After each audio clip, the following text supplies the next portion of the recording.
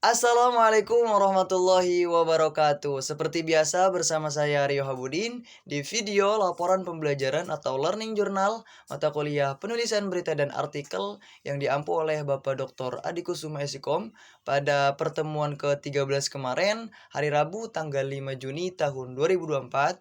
Oke, di pertemuan ke-13 dipandu oleh kelompok 5 di mana kelompok 5 ini membawakan materi terkait writing, creative writing, penulisan berita dan artikel. Melalui pembahasannya mereka mengawali terkait yang pertama menemukan sudut pandang yang unik. Gimana sih cara kita ketika menulis berita atau artikel yang dimana pertama itu menemukan sudut pandang yang unik. Gimana caranya kita menemukan sudut pandang yang unik di dalam tulisan yang akan kita buat. Yang pertama adalah pengalaman pribadi, di mana pengalaman pribadi ini menjadi sumber inspirasi yang sangat penting dalam menentukan sudut pandang yang unik di dalam penulisan berita yang akan kita buat. Penulisan berita atau artikel yang akan kita buat. Selanjutnya, yang kedua adalah budaya. Budaya ini dapat menjadi sumber inspirasi yang sangat penting dalam menemukan sudut pandang unik. Kita sebagai penulis dapat menggunakan budaya untuk mengembangkan cerita yang lebih kompleks dan memperluas perspektif pembaca.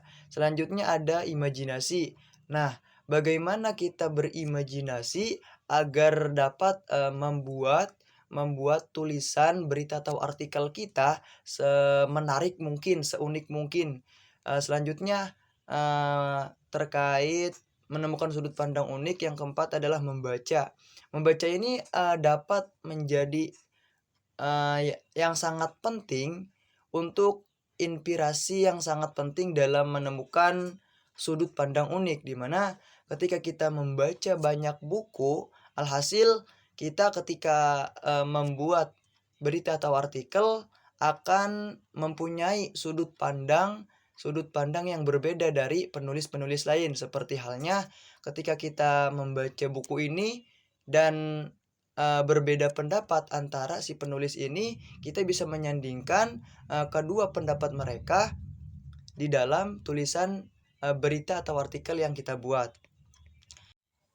Oke, selanjutnya kelompok 5 melanjutkan pembahasannya terkait menggali kekuatan bahasa, di mana di dalam penulisan berita terdapat 3 gaya bahasa. Yang pertama adalah gaya personal, di mana gaya personal ini adalah suatu gaya yang seseorang ini memakai pakaiannya sendiri gitu, memakai gaya bahasa dia sendiri tanpa tertaut peraturan-peraturan yang formal.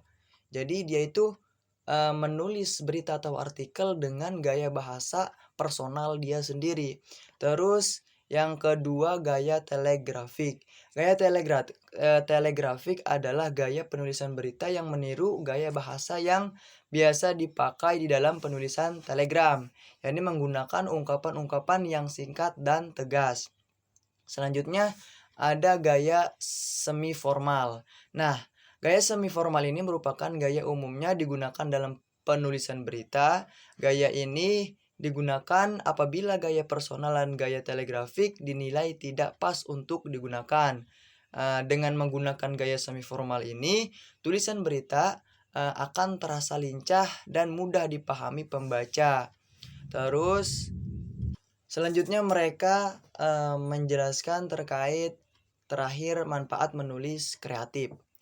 Menulis kreatif memiliki banyak manfaat, diantaranya pertama mendorong munculnya ide-ide baru dalam membantu memecahkan masalah secara kreatif.